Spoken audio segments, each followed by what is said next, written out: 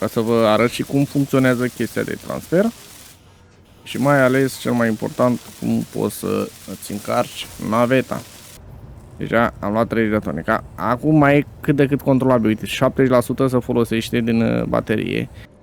Bine, cred că ar trebui să bag piatra întâi și apoi siliconul. Siliconul se face greu. Și luăm unul din ăsta și îl punem aici la jumătate.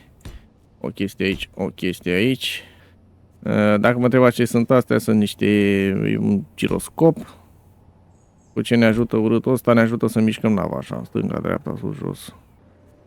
Salutare și bine v-am găsit la un nou episod cu Space Engineers. Haideți să vedem ce reușim să facem în episodul de astăzi. Oameni, după cum știți voi, de data trecută am ajuns acasă, mă rog, deci am mă duc acasă, am ajuns între timp acasă și am făcut rost de cobalt, aveam nevoie de cobalt, bine, acum nu știu dacă îl mai am pentru că l-am cam folosit, mai am câteva bucățele. Dar la că am folosit am pus aici și produc în masă niște chestiuțe pe aici. Pentru că plănuiesc să construiesc o navetă de la zero, o navetă strict pentru a mina. Pentru că am acum naveta asta făcută. Știți voi, naveta care am coborât, am modificat eu și trebuia să fac motoarele, îmi trebuia metal grid și pentru a face metal grid am nevoie de cobalt. Așa că m-am dus tocmai unde, nu mai știu unde e un cu 50 de kilometri să fie. Dar nu văd aici. În orice caz, m-am dus foarte departe către o stație din aceea de pe pământ, cu o facțiune, cu chestii, ca să fac rost de, sau mă rog, să cumpăr niște cobalt. Am ceva misiuni de la ei și chiar aș vrea să zicem așa, onorez misiunile acelea, adică să le fac. Să mă duc să duc cele necesare acolo. Dar pentru a face asta am nevoie să strâng resurse și să construiesc tot felul de mecanisme, piese și așa mai departe. Dar naveta mea, asta pe care am făcut aici, e, să zicem, ok. Dar e foarte grea. Motoarele astea nu sunt făcute să țină atât de mult. Care e ideea? Vedeți acolo în dreapta jos? În dreapta jos acolo, dacă vă uitați voi în colțul din dreapta jos, scrie 2 ore bateria, iar deasupra scrie greutate. Greutatea acestei nave este de 18.597 aproape de kilograme. Și problema e următoarea. Uite, putem să zburăm, putem să controlăm frumos, nu avem nicio treabă. Dar putem să cărăm cu ea, să zicem așa, maxim până la 30 de mii de kilograme, adică până 30 de tone. Acum are 18 tone, poate că are 30 de tone maximul ei, după devine instabilă, după devine periculos să mergi cu ea. Pentru că nu o să facă față motoarele acestor manevre, gen, uite cum am întors acum sau ceva de genul. Până, sau nu se mai oprește, așa foarte mare având și nu se mai oprește nava și mă lovesc să mă ciocnesc de ceva.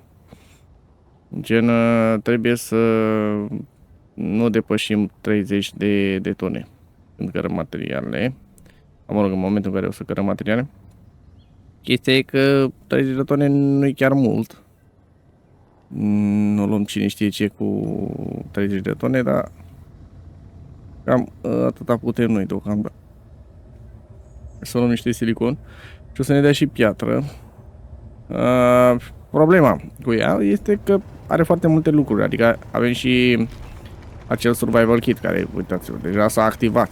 Adică ce face survival kit-ul? Știți, voi transformă piatra în nichel, fier și așa mai departe. Vedeți? Deci am nevoie de alea 4 trastere. Uite. Deja am luat 30 de tone. Acum mai e cât de cât controlabil. Uite, 70% se folosește din baterie. În cam orice direcție. Dacă vreau să dau în față, deja consum 90%. Dacă trec un pic, uite, 36 de tone, deja nu mai am suficientă putere. Nava s-a așezat jos, dar s-a așezat nos. S-a așezat jos. S-a așezat jos deoarece totuși se lasă, pierde ușor putere. Dar dacă i-ar fi fost sus de tot undeva mai ridicat, ar fi venit ca bolovanul jos. De aici am fost destul de aproape și a putut să se lase jos. Ideea e că dacă eu sunt înclinat pe o parte, eu nu mai am 4 motoare, eu am doar 4 motoare aici la aterizare. Și... Da. Aia e problema. Bine, am putea să ne folosim și de trasterul acela. Nu știu, sincer, nu știu care e combustibil acel traster, sunt curios. No, nu cred că are, nu cred că are. Eu nu mă ajută. Deci, în momentul de față, noi avem 36 de tone, să zicem așa. E foarte dificil să ducem la bază. O să mai scadă puțin dacă vă vedeți, o să scadă pentru că funcționează survival kit-ul și transformă piatra. E un pic ciudat, având în vedere că din multă piatră face ceva mai puțină greutate, dar nu contează. Adică, na, de-un kil de piatră, după aia o sfărâm și extragi minerale din ea, mă gândesc că tot greutatea ar trebui să rămână, numai că ai așezat-o, ai stocat-o cum trebuie, nu știu, ceva de genul. Trebuie să mergem, vedeți că în continuare merg cât de cât, pentru că n-am depășit limita aia de 37,5-38, ca pe acolo e limita ei maximă. Maximă, gen limita în care nici măcar nu mai pot să zbor și o să mă duc în jos drept. Dar nu putem să cărăm mult, aia e chestia. Nu putem să cărăm prea mult, o să vedeți imediat. De ce zic eu că nu cărăm mult, că o să vă arăt cam cât am luat. Deosebire decât căram eu cu astea ale mele, da, tată, e mult. Oricum ar fi, e mai mult. Dar nu e eficientă pentru că ea nu e făcută pentru așa ceva. Ori mai aici și așa mai departe, pentru că astea cântăresc, adică bateria pot că e cam pe moarte. E bine, consuma și bateria destul de rapid. Bun. Vedeți, am luat 8.000 de pietre, sau mă rog, 8 tone de pietre. Dacă le calculăm pe aici, majoritatea lucrurilor sunt pietre. M-am dus să iau niște silicon. Cât silicon am luat? Și câtă piatră am luat? Înțelegeți? Nu prea am avantaj dacă nu pot să car mult mai mult. Dacă aș reuși să car mult mai mult, da, aș avea avantaj pentru că pot să car și 30-40 de tone de pietre, poate chiar mai bine. Și așa aș face și eu măcar o 5-6 tone de fier sau așa. Și am eu nevoie acolo minereul respectiv. Știți că și când luam noi, nu luam mereu numai minereul, mai luam și piatră. Așa se întâmplă și când e ceva mai mare, pentru că na. De-aia vreau să facem noi naveta noastră. Asta e bună și o să o păstrez, o să o transform într-o navetă. Având în vedere că are survival kit-ul același și chiar și kit-ul acela, nu mai știu exact să vă dau denumire, putem să facem oxigen, știți voi, de umplem bateriile astea. E super și o pot să o transform într-o navetă de cargo, adică navetă cu care să mă duc să fac misiunile acelea, chestii de astea de cargo. Asta o să o transformăm și o să treacă să ne facem noi propria noastră navetă pentru a culege materiale și minereuri și nebunie. Amplu rafinăria ta. Bine, cred că ar trebui să bag piatra întâi și apoi siliconul. Siliconul se face greu. Nu-și cere foarte multe materiale să-l faci, dar și se face foarte greu. Bun, ce mai vreau să mai fac pentru ăsta? Că trebuie să-l încarc cumva. Să trebuiască să facem noi, dar nu mai știu cum să... Uite asta. Nu, ăsta e Spotlight. Nu Spotlight. Seamănă cu Spotlight. Nu mai știu cum se numește, aia e problema mea.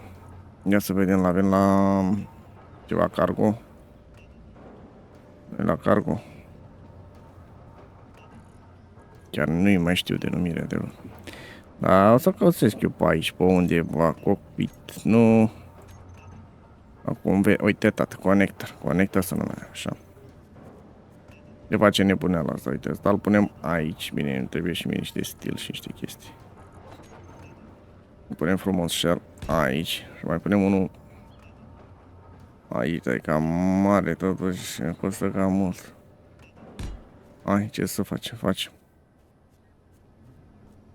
Pe totuși să merge... Da, parcă merge, da. Merge, mi-aduc că merge. Mi-aduc că merge, vreau să zic că mi-aduc aminte că merge. Bun. Production. Ce mai vreau de la tine? Bagăm niște de-astea, tată. Nu mai avem. Am făcut power cell-uri multe, cred.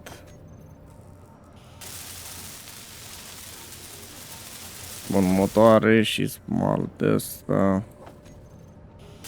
Să-l fac pe ăsta și apoi pe ăsta. Bun.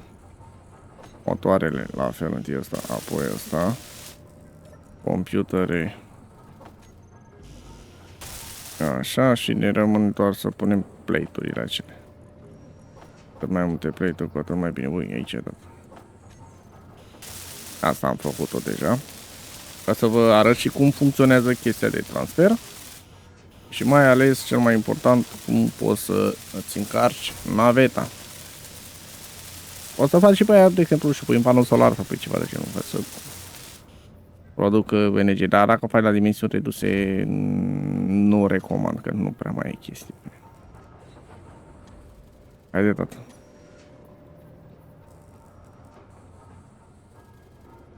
Bun. Îi dăm...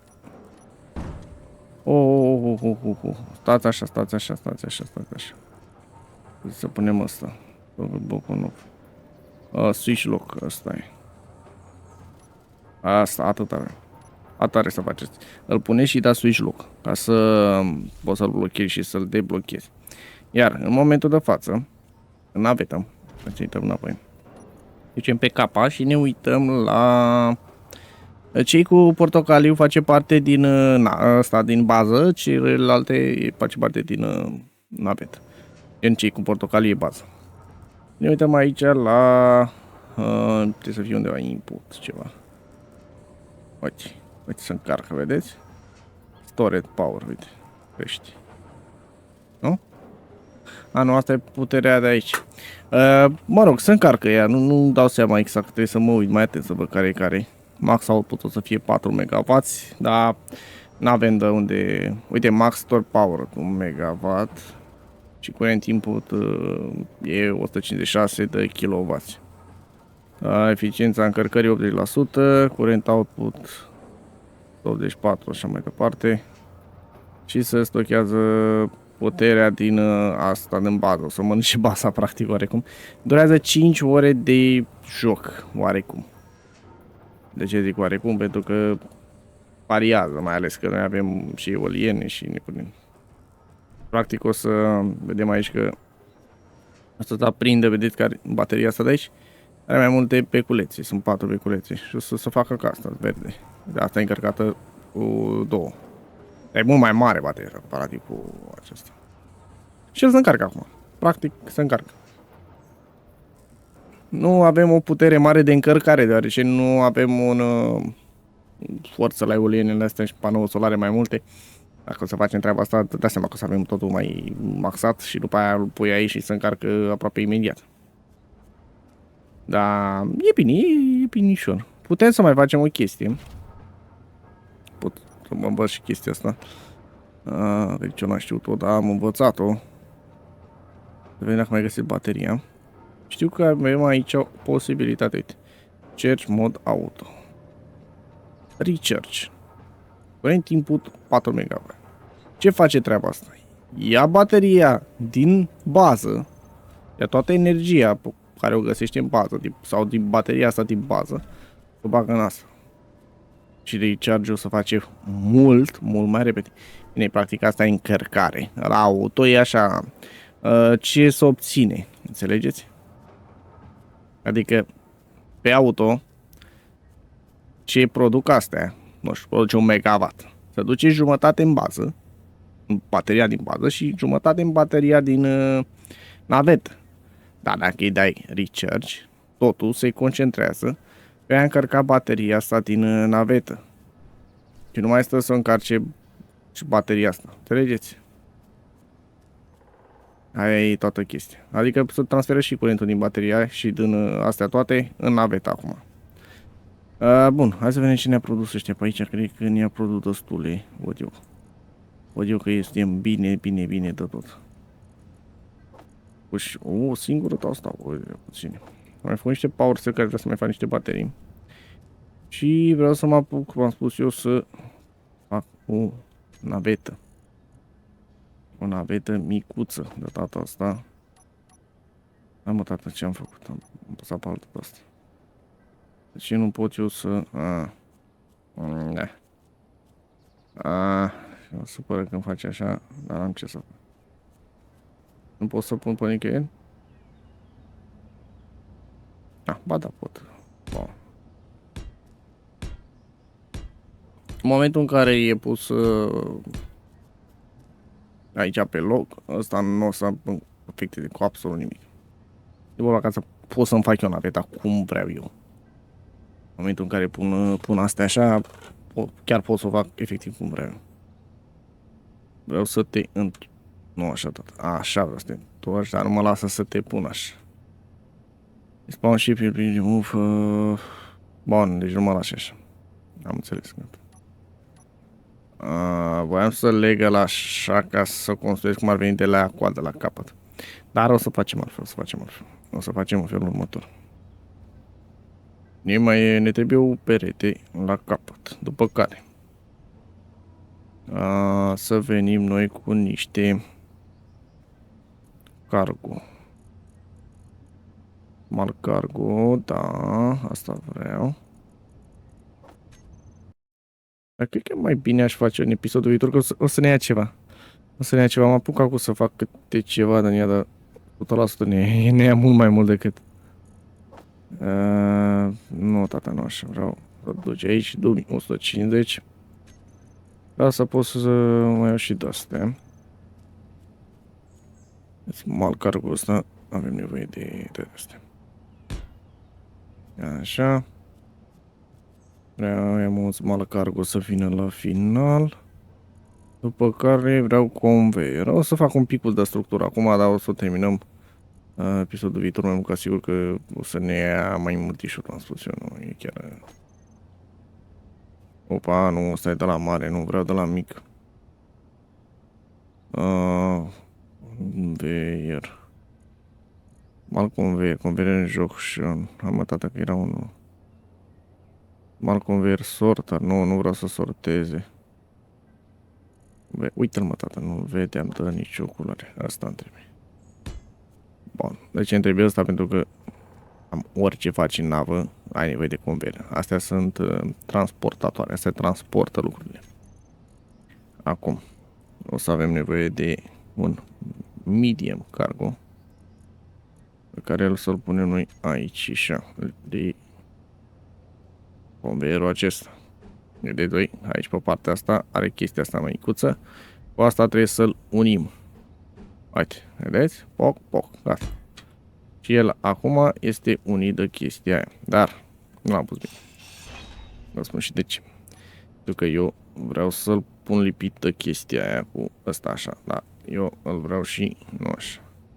Am până îți dai seama cum funcționează chestiile astea. E cam nasol. Știu că poate nu vi se pare, dar e foarte, foarte nasol controlul ăsta de... Nu știu cum l-au gândit. Așa vreau tot. Așa, fix așa vreau. Asta e tot ce îmi trebuie mie. Bun. De ce îmi trebuie mie așa? Pentru a putea să pun ăsta. Ăsta așa. Aici o să golim noi naveta noastră. Plus că în astea putem să facem două. Uite, mai vine unul aici. Facem cu două. Hai să facem cu două. O să fie, trebuia cea mai multă putere, dar o să facem cu două. Acum, conveyor iar ne trebuie. Și luăm unul din ăsta și îl punem aici la jumătate. O chestie aici, o chestie aici. Acum, simpluț nebunia asta. Știți că are două dale acolo la ușă. Am de vedere că nu trebuie să o face pentru spațiu. Dacă construiam o navetă pentru spațiu, ca să ne ducem în spațiu, ca să putem zbura prin spațiu și așa mai departe, sau într-o altă planetă unde nu există oxigen, trebuie să faci un fel de fabrică, fermă de oxigen. E o chestie simpluță, oxigen ceva era, nu mai știu, oxigen parcă, sau hidrogen ceva. 5. Că n-am învățat-o. O fi farm. Uite, oxygen fan. Asta trebuie să o faci. Și... Oh, nu, asta e mare. Trebuie să fie una mai mică. Nu mai știu nici exact care. Trebuie să le caut pe aici. Sau s-ar putea să nu fi învățat să facă aici la progression. De obicei când ești în spațiu, dă-i o navetă. Nu prea te lasă de capul tău așa. Dar ai nevoie de o daie de oxigen aici. Dacă făceai pentru spațiu. Nu puteai să pleci fără ea pentru că nu rămâneai fără oxigen și făceai poc. Dacă mă întrebați ce sunt astea, sunt un giroscop. Cu ce ne ajută urâtul ăsta? Ne ajută să mișcăm nava așa, stânga, dreapta, sus, jos.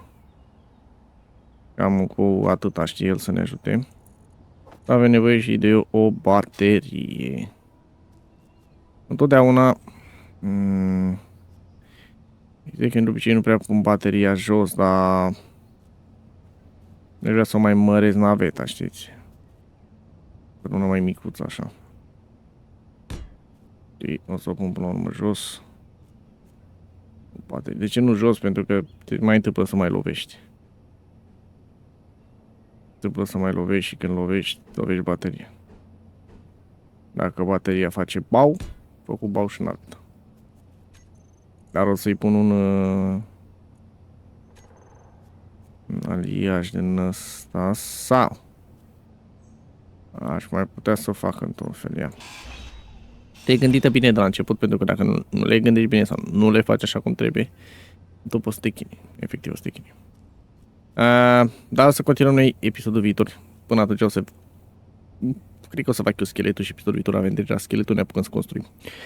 Până atunci, dacă v-a plăcut acest episod, nu uitați să apăsați butonașul de like, să vă abonați la canal. Apăsați și pe clopoțelul acela pentru a fi notificați în momentul în care să postez un nou episod. Aveți linkul către grupul de Discord în descriere, iar noi o să ne auzim pe data viitoare. Pa, pa!